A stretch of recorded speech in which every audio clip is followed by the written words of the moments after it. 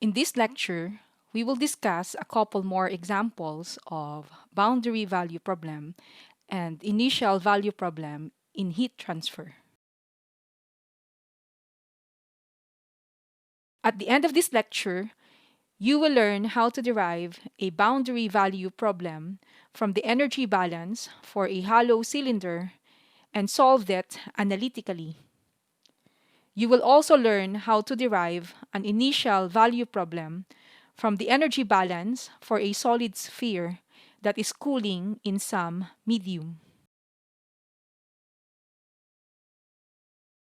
For our first exercise, we have a boundary value problem for a hollow cylinder.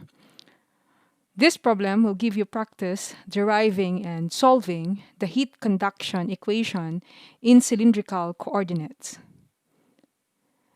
A cylinder of inner radius R1 and outer radius R2 has its inner surface temperature held constant at T1 and its outer surface temperature held constant at T2.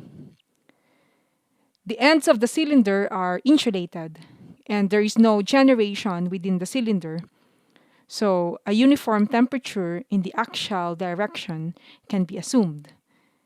So our model will only be a function of R. We need to derive the steady state energy balance for the system and then solve it analytically in order to obtain the temperature profile inside the cylinder wall. First, we need to sketch the system and set up the control volume. It needs to be a differential volume because we need a distributed model to describe the temperature profile in the radial direction. So our control volume is a cylinder of radius r and thickness dr. To perform our energy balance, we need the surface area perpendicular to the heat flow and the volume of the differential element. The area at a particular position r is easy. Just the circumference of the cylinder, that's 2 pi r, times the length of the cylinder, L. The volume is this area multiplied by dr. Now, this seems like we are cheating, but it will work out okay. In fact, if you are unsure of this, then always do things rigorously and prove you can get the volume of the shell from the area times the thickness. So, the correct way to get the volume is to take the volume of a cylinder of radius r plus dr and subtract the volume of one of radius r. You will agree with me on that, I'm sure. So that is pi times r plus dr squared times L, the volume of the larger cylinder, minus pi times r squared times L, which is the volume of the smaller one. Now just expand the r plus dr squared term, which gives r squared plus 2r dr plus dr squared. You can see that there are two terms that are pi times r squared times L, and they just cancel out. We are left with pi times 2r dr plus dr squared times L. Since we're taking the limit as dr tends to 0, the dr squared will be insignificant compared with the r dr term. So we can drop the dr squared term and we get back to the first expression. This works for spherical coordinates too. You may like to try on your own to prove that the volume of a spherical shell is 4 pi r squared dr.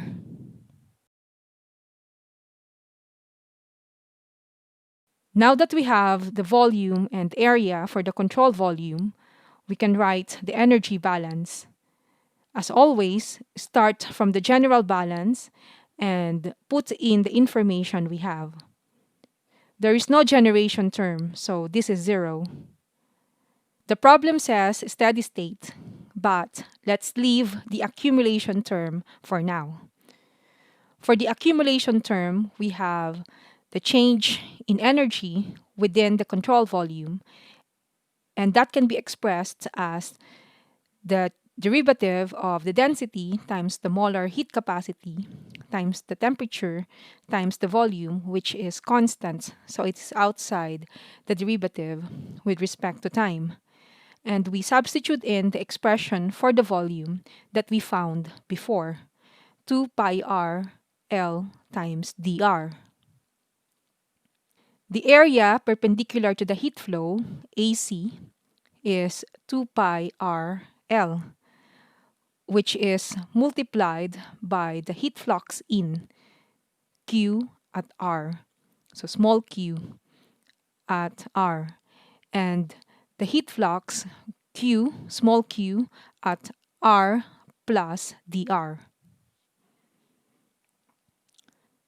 Now we can cancel out the 2 pi L, but be very careful with the R. It looks like we can cancel that, but it's not the same in all terms. The heat flow leaving the volume is at R plus dr. So the surface area is 2 pi R plus dr. So you can't cancel that with the other R terms. So we have to leave those R's behind and then divide by dr, taking the limit as it goes to 0. That gives us our first differential equation. So if we divide by R now, so the R on the left-hand side will disappear, and there will be a 1 over R on the right-hand side. The equation takes on a familiar form for cylindrical coordinates. So we have 1 over R ddr of R times something. Now we can invoke the steady state approximation. So the accumulation term is 0. And then we substitute Fourier's law for the heat flux. So we have the heat flux, small q, is equal to negative k dt dr. And now we have our steady state energy balance for the cylinder. So now we need to solve this equation. K has disappeared because we assume it is independent of the temperature and therefore independent of radius r. And we have 0 on the right-hand side. Our boundary conditions are that the temperature at inner radius, so that's T of R1, is equal to T1. And the temperature at outer radius, so that's T of R2, is equal to T2. These are from the problem definition. We can easily integrate this equation twice to get our temperature profile, T of R. This is the differential equation that we need to solve. It is easy to find the exact solution for this one by integrating it twice. So integrating it once will give us R dtr dr is equal to, so this is 0. So integral of 0 is a constant. So we have our first constant of integration, C1. And then we can rearrange this to dtr is equal to C1 over R dr. So I have moved R and dr to the right-hand side of the equation. And then integrating it again will give us T of R equal to C1, and the integral of 1 over R is ln, or logarithm of R. And then we have another constant of integration, C2. The constants of integration, C1 and C2, can be determined from the boundary conditions. So we have, okay, so boundary condition 1, temperature at the inner radius R1 is equal to T1. And then boundary condition 2, we have temperature at the outer radius R2 is equal to T2. So we can substitute the boundary conditions to our equation here to solve for C1 and C2. So let's do it first for the first boundary condition. So we have T of R1 is equal to C1 ln R1 plus C2. And then boundary condition 2, we have T R2 is equal to C1. Okay, so log R2 plus C2. So the first equation, so this is from the first boundary condition, so this is equal to T1 and this is equal to T2. So the next step is just to subtract the second equation from the first equation. So let's do that. So we'll have C1 log of R1 minus C1 log of R2. Okay, so C2 will disappear. And this is equal to T1 minus T2. And then we can combine the two terms here using the properties of logarithm. So we'll have C1 log of R1 divided by R2. This is equal to T1 minus T2. And then we can solve for C1. C1 is equal to T1 minus T2 divided by log of R1 over R2. Okay, so now we need to solve for C2. So we can substitute the expression that we derived for C1 into either one of these equations here to solve for C2. So let's substitute this into the second equation. Okay, so we have C1. C1 is equal to this. So we have T1 minus T2 log of R1 over R2. And then we have ln, or log of R2, plus C2 equal to T2. Okay, and then let's solve for C2. This is equal to T2 minus T1 minus T2 divided by log of R1 over R2 times log of R2. So now we can substitute the expressions that we derived for C1 and C2 into the expression for T of R. So our model will now become T of R is equal to, so we have C1 log of R plus C2. So C1 is T1 minus T2 over log R1 over R2. So this is times log of R plus C2. C2 is T2 minus T1 minus T2 divided by the log of R1 over R2 log R2. So we can further simplify this by combining this term with this term. So you can see that they both have this part here, T1 minus T2 over log R1 over R2. So let's do that. So T of R is equal to T1 minus T2 all over log R1 over R2. Okay, so combining this, so we have log minus log, so we'll have log R divided by R2. So using the property of logarithm. And then we have plus T2 here. Okay, so this is our expression for T of R.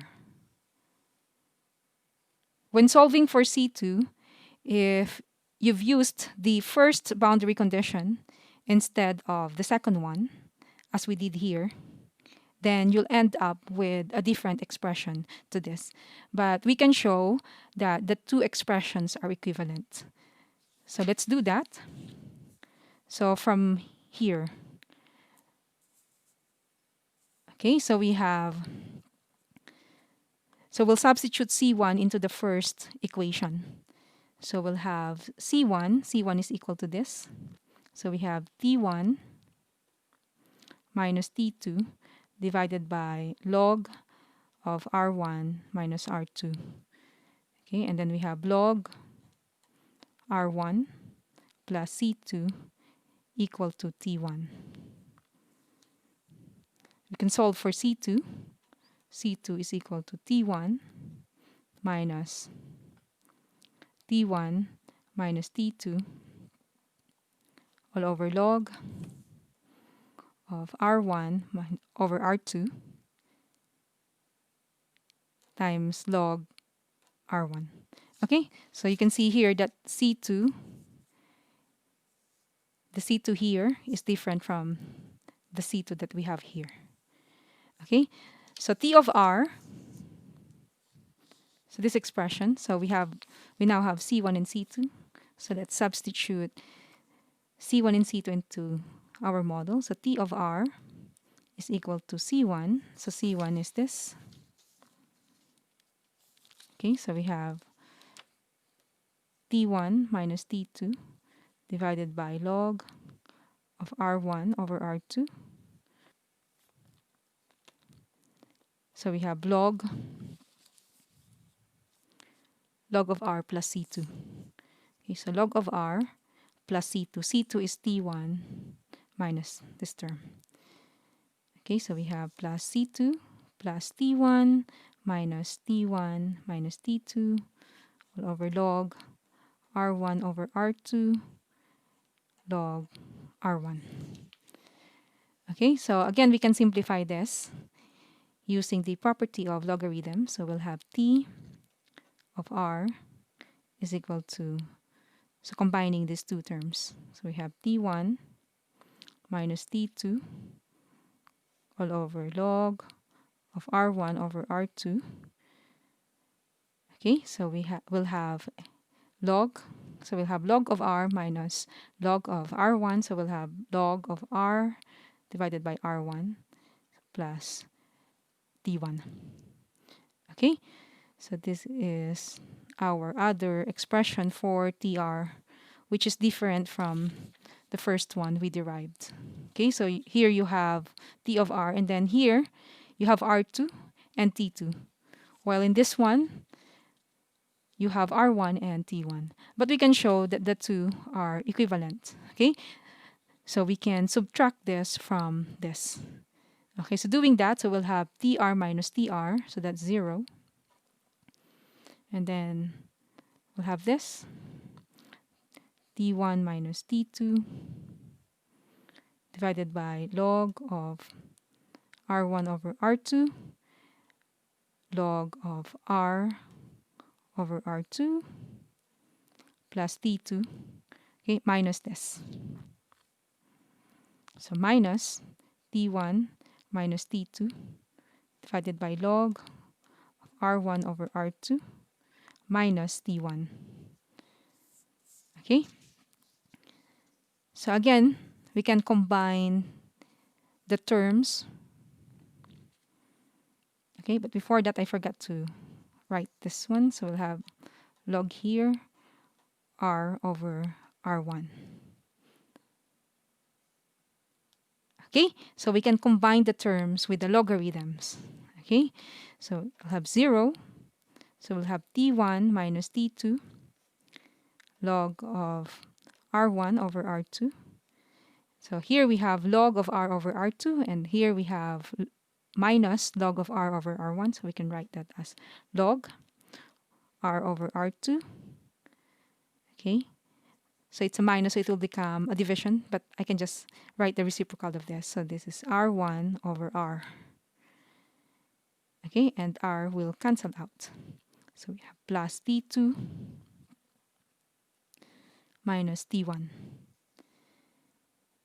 Okay, so we'll have log R1 over R2, and we have log R1 over R2 here. So this whole term will cancel out, and T1 here would cancel out with the minus T1 here, and minus T2 will cancel out with the T2 here. So we'll have 0 equal to 0. So we have proven that this expression is the same as this one. So the following slides show what we did to solve our ordinary differential equation. So we integrated it twice and derived this expression for T of R, and we have two constants of integration, C1 and C2, which we solved using our two boundary conditions. So here we performed some algebraic manipulation to solve for C1 and C2. And this is our expression for the temperature as a function of the radial position R. This next problem is an initial value problem. Here we have a copper sphere initially at a uniform temperature of 200 degrees Celsius and surrounded by air at 25 degrees Celsius. The sphere cools by convection and radiation. If we assume that the temperature within the sphere is always uniform, then we can derive a lumped model of the system in order to determine the temperature of the sphere as a function of time. The physical constants are that the density of the sphere is 9,000 kilograms per cubic meter. Its heat capacity is 400 joules per kilogram per Kelvin. The heat transfer coefficient for free convection with the air is 15 watt per square meter per Kelvin. And epsilon is the emissivity of the sphere, which represents how much energy is emitted from the sphere as radiation. Sigma is the Estefan-Boltzmann constant, which tells you the energy flux transmitted between two bodies of different temperature. The solution is as follows. Always start with a sketch of the system showing known information, flows of heat, and the control volume. And then write an energy balance for the system. More generally, also write the material balances. For this exercise, I would like you to compare the solutions for three cases. The first one is when radiation and convection are both present. The second one is when only radiation is present. And the third case is when the sphere is cooled more quickly by blowing the air across it, increasing the heat transfer coefficient from 15 to 50 watt per meter squared per Kelvin. I would like you to work out which case cools the sphere the quickest. You can pause the video here and try to derive the model equation. We will do that on the next slide. Then you can work on the MATLAB implementation on your own in the MATLAB simulation session. Here is the sketch of the system. The sphere is at temperature T, and there are two heat flows from the sphere. Due to convection, Q conv, and due to radiation, Q rad. We do not need to know the internal temperature profile of the sphere, so we only need a lumped model, and therefore the control volume is the whole of the sphere. We can then write the energy balance quite simply. If we assume the heat capacity of the metal is independent of temperature, then the accumulation term is simply m times Cp times the change in temperature with respect to time. We know how to express convective and radiative heat transport. They should be very familiar to you by now. The convective heat flow is the heat flux times the surface area, which we will denote in this example as AS. The flux is H times the difference between the temperature and the air temperature. The radiative flux is the emissivity times the Stefan-Boltzmann constant times the difference in the fourth power of the absolute temperature, so that Q rod is equal to AS times epsilon times sigma times the difference between the temperature raised to 4 minus the air temperature raised to the fourth power. Now, we just need to work out the mass and surface area from the properties of the sphere, which is straightforward. The mass m is the density times the volume. We're given the density ρ and the diameter of the sphere, so we can also calculate v. That gives us m is equal to ρ times pi times the cube of the diameter divided by 6. The surface area of a sphere is 4 times pi times the square of the radius, and this is also equal to pi times the square of the diameter.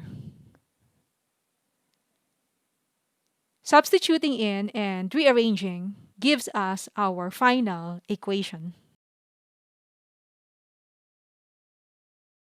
So this is another opportunity for you to practice solving ODEs in MATLAB and become more comfortable doing it. Here is the summary of the problem. The differential equation with initial condition is shown on the first line. All of the physical constants are shown below. Now, you just need to develop a MATLAB script to solve this initial value problem using the 3 cases I described earlier.